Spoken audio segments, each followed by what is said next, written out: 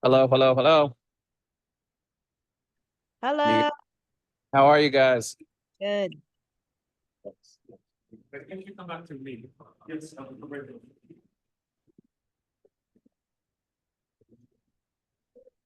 going out. We're going outside to get some fresh air. All right, there we go. Look at us. What's up? How you guys doing? Hey, Samira. Hey, Sean, who's in your background there? Who's it with you? Guy with the mustache. I don't know who this is. I'm a firefighter. Rotary mustaches. Figured it'd be good luck for the convention. You should have a cowboy hat on up in Calgary. You know, We're getting those today. Scott didn't want to do them. He didn't like them. Well, I get talked It into it. messes up his hair. Yes, that is. Yeah, How was Lisbon? You said you went to Lisbon? I was in Lisbon. It was awesome. Really? It was a great place. Wow. All right, I hate to break up this. Hey, convention does it right. Everybody ought to go. Yeah, it's time to get going. Yeah, we're gonna mute you guys up. We're gonna get going. You have a lot of things to do out there. Yeah, that's true. We got to learn. Hey, but it's 55 degrees here, by the way, and beautiful. Hope it stay cool down there. Yeah. 105. There we go. Thank you, everyone. I am pleased to introduce you to Heather Thomas, the Happiness Manager at WebFX, one of the Capital Region's leading technology firms. Started in 1996 in a Shippensburg University dorm room, WebFX initially focused on web design and development. Today, the company has grown into a nationally ranked digital marketing agency serving more than 1,500 clients. If you visit their multi-building campus down the street, you would find a dedicated team of nearly 300 professionals. You would also find a ball pit conference room, life-size dog houses, snack walls, a gym, and full-time barista. It's no wonder WebFX has been named the best place to work in PA multiple times. Heather Thomas is a core part of WebFX's leadership team, where her mission is to ensure that company culture isn't just an afterthought, it's a strategic advantage. Growing up in Bedford, Pennsylvania, Heather moved to the area to attend Messiah University. Fascinated by the interface between marketing and technology, following graduation, Heather joined WebFX. Since that time, in addition to helping to fuel the company's growth, she has also seen her family grow. Today, Heather and her husband have 3 boys between the age of 1 and 5. Outside of work, Heather enjoys tackling home renovation projects, baking every chocolate chip cookie recipe she can find, and embracing any excuse to wear an over-the-top costume, especially at WebFX events. Whether it's culture, cookies, or connection, Heather brings a sense of fun and heart to everything she does. Please provide a warm Rotary welcome to Heather Thomas.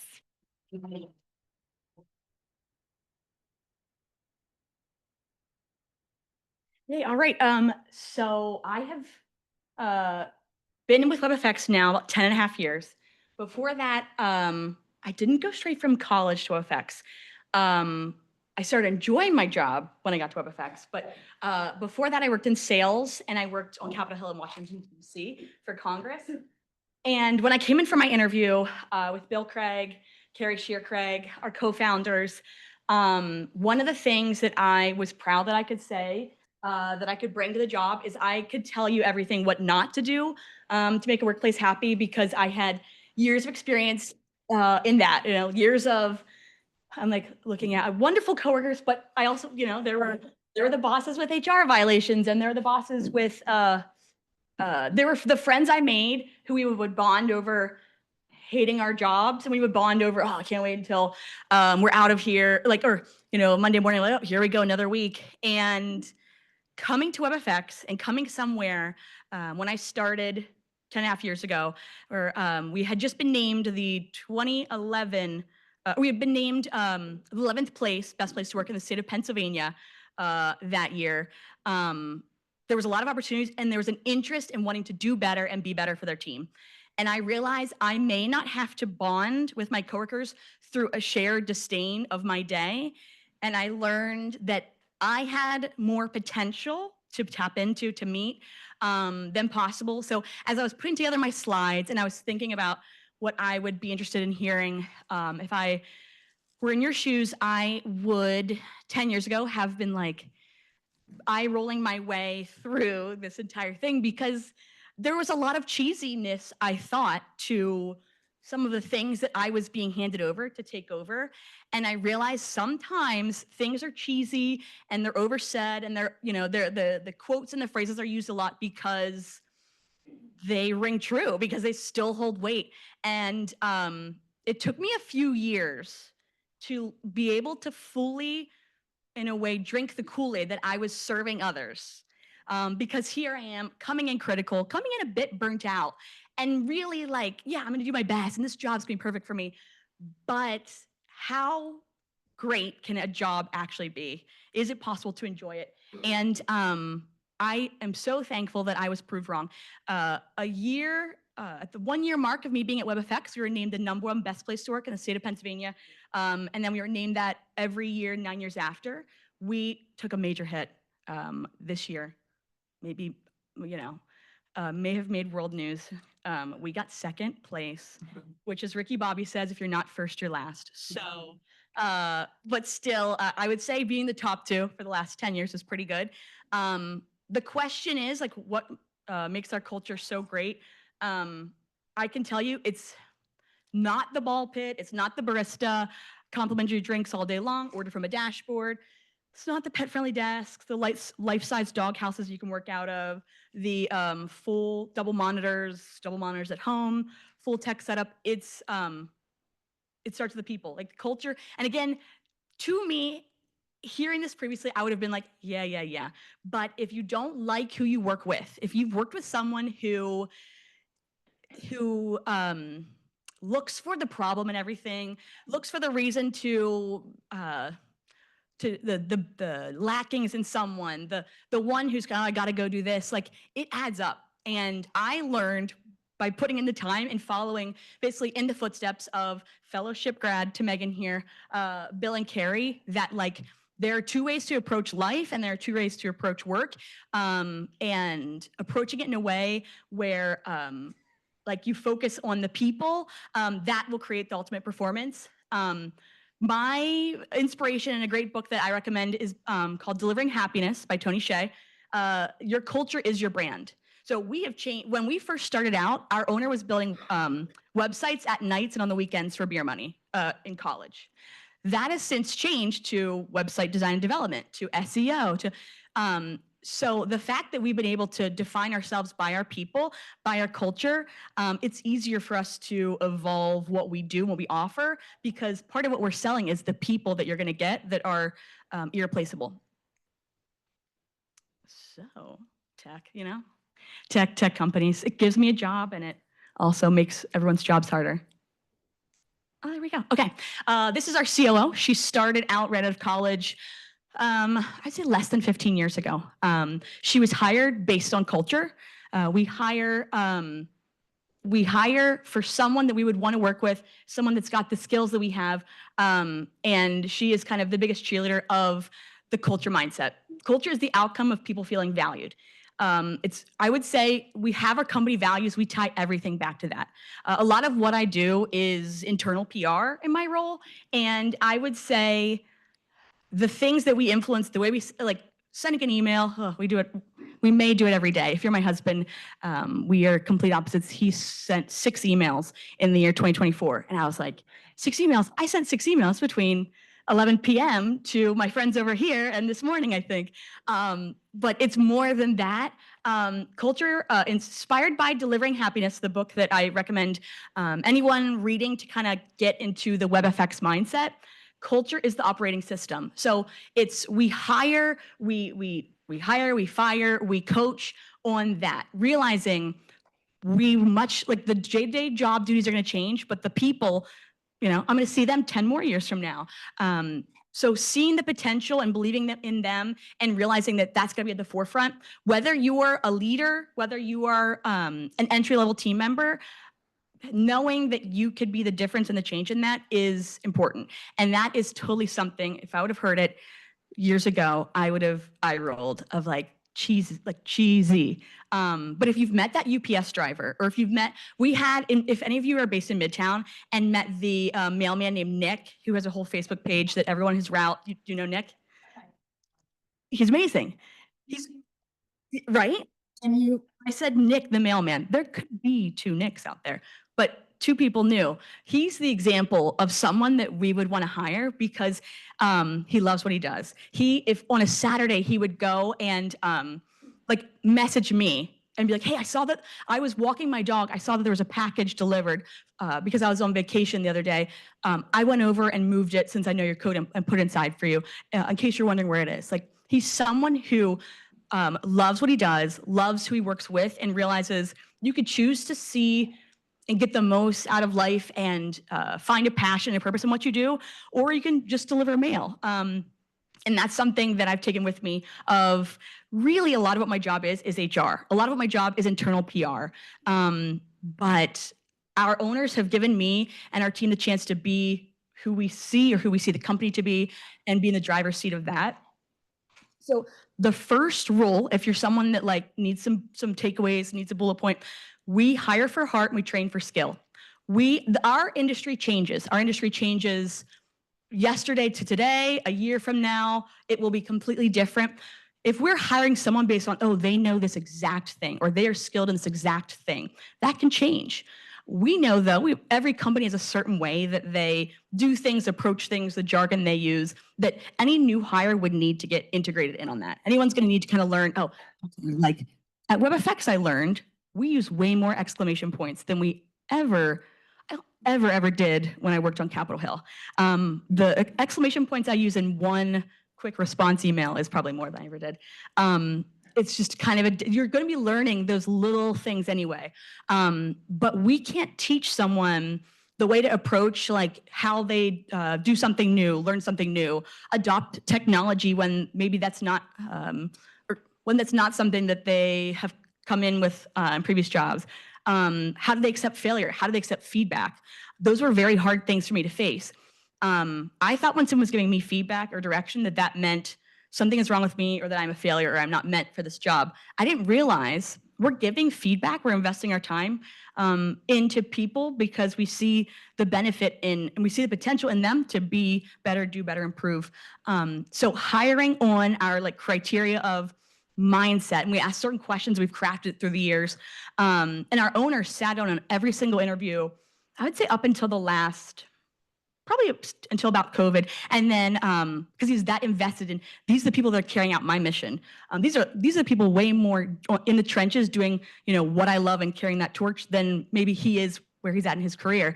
So knowing that those people understand him and understand the value is important. I would say the key things we look for that any company can look for, regardless if you're in our industry or not, is the number one, growth mindset.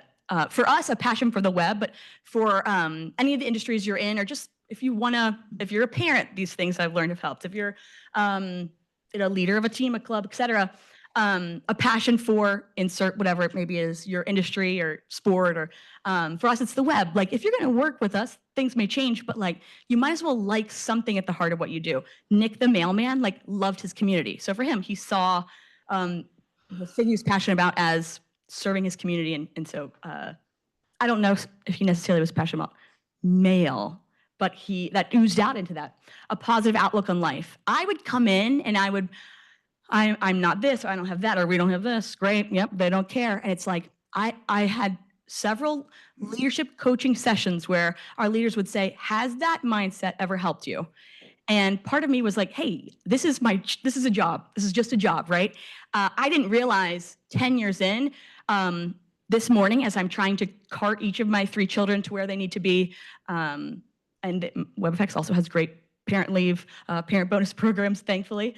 I'm quoting everything we get coached on, everything my leader has said of like, there's 2 ways you could approach life. Like we can either be like, oh, great, I gotta do this, or like, okay, what, either make it a game, or what can I learn out of this, or like, again, sometimes I'll do an eye roll if I get to versus I have to, but there are ways of like, I've got one life. I might as well look to see how I can enjoy or find the joy in the mundane, in the little moments, and a determination to succeed. So if you are given a puzzle, or if you have a team member who's given a puzzle and they may not have ever made that puzzle or logged into that company's Wi-Fi or whatever the big challenge is in life, being able to approach it and be like, okay, I'm going to find a way, whether it's problem solving on your own through YouTube, through ChatGPT and AI, whether it's tapping into old skills or whatever, like finding a way on your own to do it, which is a skill I didn't realize I didn't learn in college. I had to learn like the hard way by making a lot of mistakes, which is another thing I learned is okay to do here at WebFX. We don't say, hey, like, oh, we only hire perfect people, don't ever make a mistake. The first thing we do in all of our expansive onboarding is like, no one's perfect, make mistakes, don't be afraid to make mistakes. And because of that, we have people that started out as interns 2 years ago who are now the director of a department, who's now leading the way of a team of 45. And they're the most qualified, while people under them have been there 15 years. But because that mindset and that outlook is gonna see the vision for that team far greater than someone below them who's like, yeah, what's the point? What's going on or whatever. If they can see the vision, they can share in the buy-in of the vision, everybody wins. Training can build hard skills. Character is foundational. Skills evolve, character doesn't. We certainly look and we hire, okay, what are coachable things? What are non-coachable things? And when we do an interview, we don't say, oh, they're not this, they don't have this experience or that experience, so they wouldn't be a good fit. We say like, are these areas coachable, or are they areas the minute we say, hey, I think you might need to kind of approach that differently with this client or this colleague, and they're like, what do you know? That makes for a contentious work environment, contentious home if you're the one telling your spouse, like, what if you tried putting the dishes in the dishwasher, instead of the sink? It's like, maybe I gotta try another approach, another way. So being able to have, and those that can relate, like, I see you, I feel you. But those kinds of things, being able to learn how to take feedback and approach it, makes all the difference as far as growth. When we advertise, we're a growth-oriented company, so discomfort comes with growth. But as soon as someone has points of growth and levels up, we celebrate that. So if you want to go fast, go alone. If you want to go far, go together. In previous companies, I had a chief of staff at one of the congressman's offices that I was working for. The only way that she saw herself and her confidence was if everyone else under her looked incompetent. If she looked like, I am keeping this motley crew together, I like, oh, gosh, look at me, all the stuff I'm doing. It's so hard. It's so hard. Like, I'm just surviving the day. But she never saw we could have been the resources to help us all level up to the next level, to do more together. Coming to WebFX, I realized those that are hired above me, those that are hired below me, that's not a threat to who I am, because if I give my best, put in my best efforts, our leaders have taken the time to learn our potential and continue to see ways where they can give us more of that potential and that challenge. So we see individual wins as team wins. So if one person on the team found a faster way, easier way to do it, we're going to celebrate it all around, because we need leaders and we need the team to know, like, and I tell this to my 3 sons who will bully each other. Like, if one of you is, mean to another, we all lose here. I need you all to be nicer to each other. So we celebrate the leaders when their team wins. We also recognize like behind the scenes contributions. Someone added the idea for a company Tesla 4 or 5 years ago. And we have company process improvement lists anyone can add to. And I remember seeing that idea as a non-decision maker, non-budget decider, and thought that is an insane idea. And so frivolous, and what's the point? I didn't have the big picture budget things in mind. We're a company in Midtown. Parking is not unlimited. If we can encourage more people, hey, get a place in the area, invest in the area. Hey, walk to work. It's good for your health, good for your mental health, good for the environment. They feel like they're making an impact. But then also, we're saving parking spaces. But you can check out the company Tesla 24/7 whenever we'd like. That's a win-win. It probably costs the amount that we could buy in additional auxiliary parking lots or tried to buy.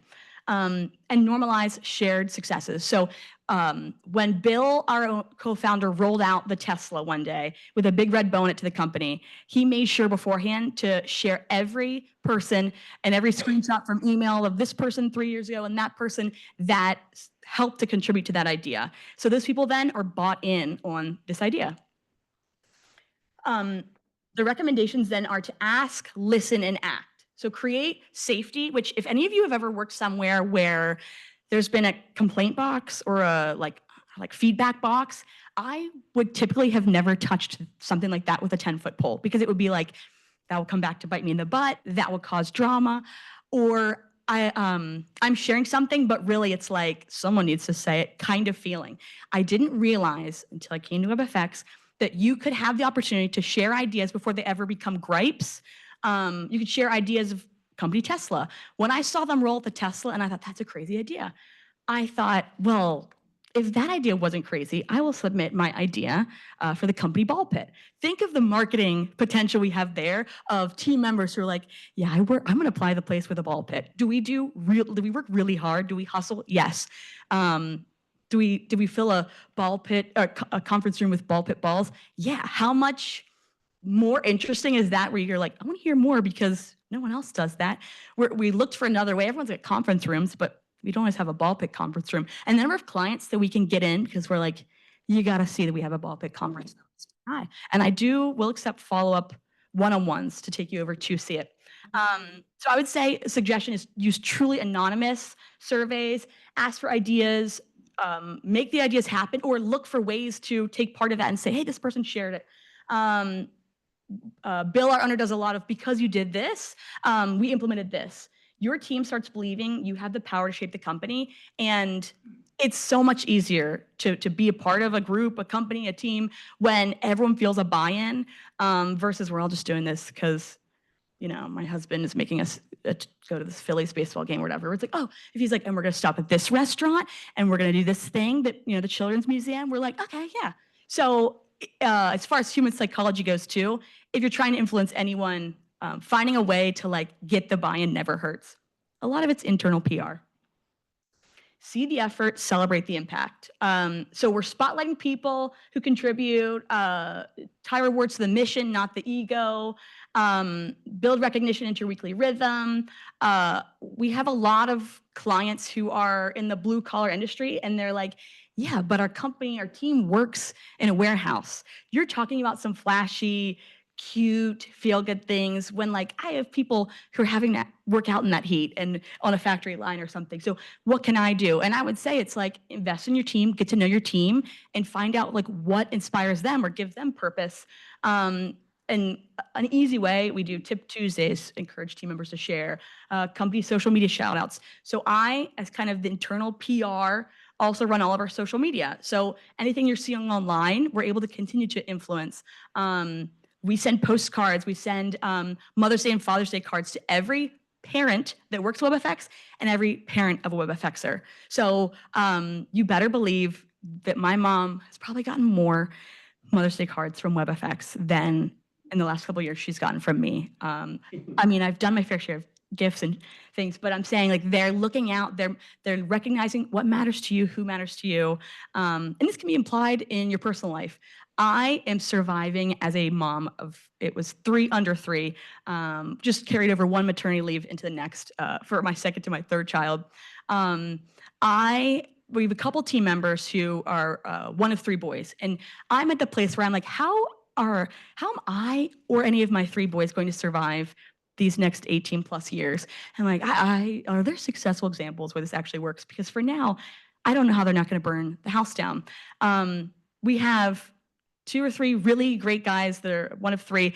I sent like cards to their moms because we asked for everyone's family's addresses, everyone's significant others, everyone's child's birthdays for birthday cards for them too. I sent cards to them. It was like, this could seem weird. I work with them. You raised a great person. Like it's inspiring to me because I'm able to see it can be done. Because right now, I'm like questioning all of that. So that doesn't have to be a workplace thing. Looking for ways to spread joy on those Mondays when I'm like, how that weekend was so long, fill up my bucket that give me more energy than I would say that's kind of sticking through people, and also humanizes things too. And you're like, this is hard for me. It was probably hard for them. I bump into them at our next company-wide family, parent, siblings, roommate, coworker, colleague barbecue, and they're like, I got to find Heather. I got to find the happiness manager. We're seeing them where they are, and that could be, within your Rotary group. It could be within your job, whatever. Learn your people deeply. One size fits none. So this is just a good general relational thing. If you've ever heard of the 5 love languages, I feel that they apply at work. So we have a team member who's very senior on the sales team, outgoing, the life of the party. But because we've asked and we've gotten to know him, he hates being publicly recognized. The last thing he ever wants to do is be put on the spot. Like, he'll be like, please do not make me do that. That would make me so uncomfortable, my skin would crawl. If any of you can relate, someone doing that for you might have the best intention, but it's not going to make the impact that, say, for him, like receiving gifts or acts of service, taking something off someone's plate. For me at WebFX, 5 years ago, while pregnant, while COVID was the worst for everyone, it felt extra worse because I was just been diagnosed with type 1 diabetes, and then became pregnant, and then was in and out of the hospital, I think 5 times, while navigating kind of 2 things at once, navigating insulin and all the expenses that come with that and the changes to life of that. And the first person to see me in the emergency room at Penn State Hershey was not my friends, not my mom, not my dad. It was my coach, my leader. And that 8 years or 5 years now, I'll still bring up as like showing up for people, whether it's at work or in life, and doing the things that are uncomfortable, because it's not my favorite place for us to meet up together, her and I. But it was like, wow, she came, she made the drive, came and saw me at my lowest. And when I come in on Monday, she's been there with me during the hard moments. I want to meet her where she's at when we're talking about meeting a goal or whatever. Later that year, my husband has incredible health insurance. And I was on maternity leave, and with COVID, he was furloughed. And the type of leave I had chosen, extended leave, I was like temporarily home with my kids to be able to like invest more in figuring out my health. So when my husband was furloughed, we were going to lose all my health insurance. Bill, our co-founder, called me because he had my cell phone number, because he wants to know everyone's names, because he would print out note cards of everyone's faces and names, because these are the people carrying the vision. He called me and was like, I heard that you're losing your insurance. Can I, out of pocket, pay for your insurance until kind of things get back to normal and you get back on your feet or whatever during this time? And no one knew. He never said anything to anyone. It wasn't an announcement or like, and would you mind if we posted that on social media to show how generous I am? It was showing up and seeing people for where they are. But all of you are now hearing that story because the positive, like it made a lasting impact.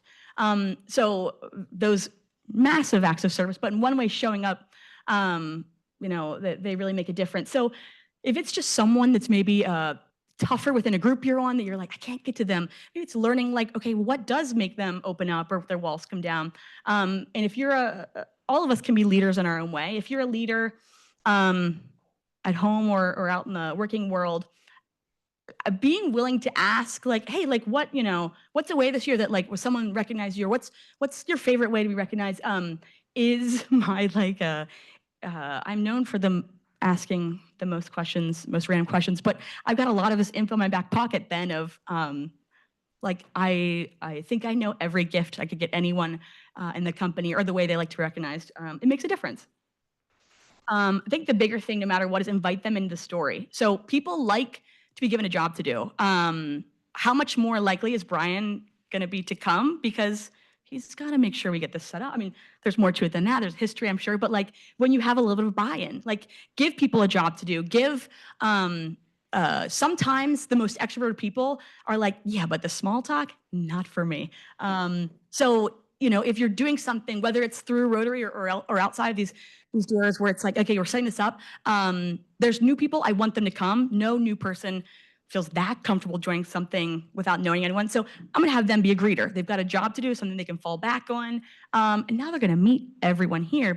And we also have a hard time getting volunteers. So that's going to check off the box of getting a volunteer. Like looking for ways to invite people into the vision versus saying like, well, I'm the leader or I'm the bossess or I'm the head or like I'm the mom. It's like, okay, I guess I'm going to let you try to pour your own milk. All those things build that confidence and build that buy-in. Share the plan, share the mission, share the family vision, the whatever that may be, and let them imagine themselves in the future of the company. Our attrition rate is lower than any national average. We're at about a 10% attrition rate. If you were on your phones to search what the national average is, that is insane. We take a long time to hire. We're quick to let someone go. And we also offer a bonus if within the first 90 days of someone's time here, if it's not a good fit for them, to help them get on their feet. Because if someone's going to work where we are, but they hate it, it's not going to work out anyway. So let's kind of maybe like, let's give them a chance to end that sooner rather than stay and then bond over, I'm still here. Yeah, I'm still here. It's like, well, that's not doing anyone any favors. Realize that an investment is better than compliance, and ownership and shared ownership is better than obligation. I will say culture is caught, not taught. It is the flu at the preschool. Like if you get people in on it, if you continue to lead, if you continue to just change up the seating chart or change up the tables or the groups, whatever, or change up the seating at dinner, even at home. If something's not working, try another way. Don't accept the suck of just whatever could be kind of tough or difficult or not working. Have the grit to try a new way and the optimism of there's a better way. I can figure this out. And for a leader, or if you want to be a leader, or if you're looking to fill in one of those roles, eat last, listen first, ask questions. Those are the things that leading by example have paved the way more for our team. As a parent, then applying a lot of these principles at home, people mimic what they see. I want to rise to the occasion of what's around me. If everyone around me is carrying themselves at a level of kindness and positivity and respect, and you have the one who's just like, well, whatever. Eventually, they're in the most way possible. They're going to kind of no one's going to feed into that as much because that person's complaining again, or that person found another thing wrong with the meal. It's like, but we all love it, or whatever that may be. Delivering happiness starts with one person. So I would encourage all of you, in whatever place in life you're in, to recognize someone this week who deserves it but may not expect it. We have a peer recognition program at WebFX.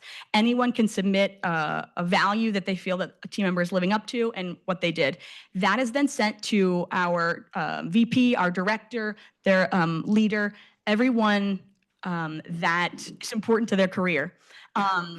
And I'm recognizing them 24/7. I'll do it from my phone a lot after I'm showering or on my commute or whatnot.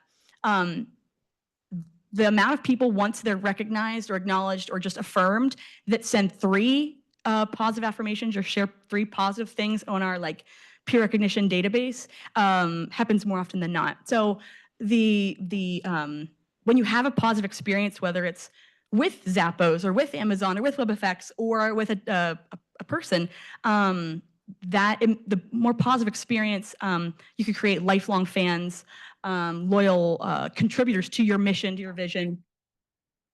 So I like to have some black and white takeaways. Here are 6 culture wins.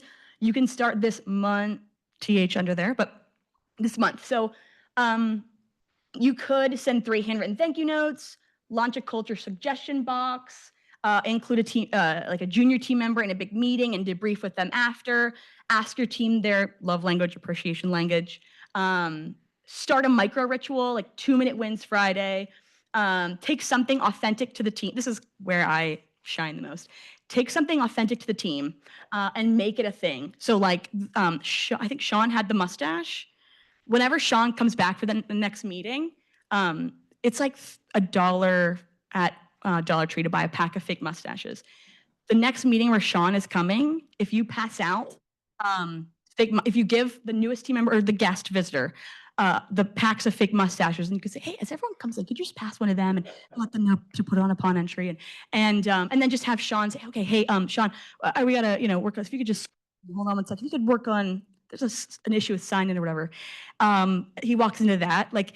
Yeah, that's going to make a positive impact on Sean, but and it's random. It has nothing to do with probably a key value of the group, but everyone that did that the next time, and it's dumb, it's kind of a weird thing, but whatever that makes sense to your group, team, etc., embrace, because that builds the inside joke that then a year from now you're like, remember when we did that thing, or yeah, I attended this first meeting, I was so uncomfortable, so nervous, I didn't know anyone, but we all put on fake mustaches. It breaks the ice. So embracing the weird, making foster a budding inside joke, lean into something your team, your group loves, and embrace the weird. So for April Fools, we do, if you've ever seen those take a number thing, April Fools has become a bigger and bigger insane, I've got tons of stories there, a thing that Bill started because he covered someone's entire desk in Post-its, so they filled his entire office with balloons. So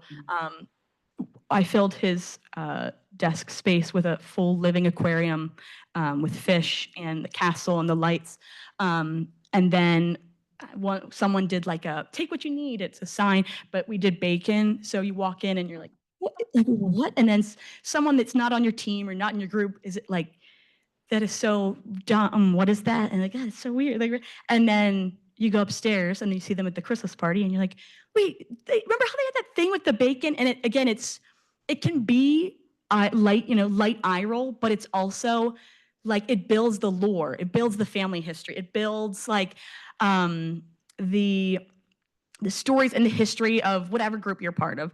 So those are just kind of a few tangible ways you can apply to any group. And I think there may have been one more slide. I was going to recommend some books, a couple of books if you're looking for like, okay, that's great, I'm a little bit interested in learning more. A couple I recommend is The Upside of Stress. There are ways to see bad things and stress, like my type 1 diabetes diagnosis, while navigating hospital visits and losing insurance and yada, yada, yada. The Upside of Stress teaches you how to utilize stress as a positive. Emotional Agility is a great one too for navigating tough things easier while avoiding toxic positivity, avoiding the like, everything's great, just be happy. If you've ever had a hard time and someone said like, it all happens for a reason, sometimes that can sting more than can help, even if someone's trying to practice empathy. Mindset is a great one too, talking about focusing on growth mindset versus fixed mindset. And the Fred factor, it's kind of the Nick the mailman theory of, it doesn't matter if you're a hospital janitor or if you're the head surgeon. If you see yourself as having value, as having a way to contribute and bring purpose and live out your why and your story, then you'll do that. And you can leave other people feeling lighter and better and impacted, or you can just kind of continue existing through. But the times where I've been able to think like, I bring something to the table, I matter, I've got value to add, have allowed me to have a much bigger impact. So I encourage you,